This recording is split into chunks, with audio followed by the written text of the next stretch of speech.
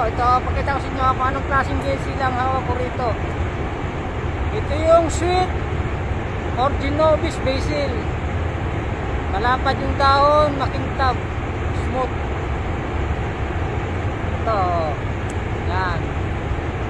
Yung sweet basil yan, Orgenovese. Itong isa naman, basil din to, pero purple. Purple siya na basil. Smooth din siya.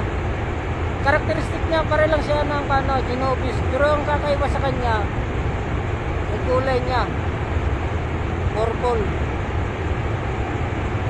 Sa amoy, pareho lang sila, hindi sila magkaiba. Attractive lang tingnan to.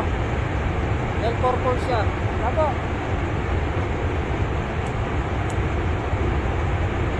Purple.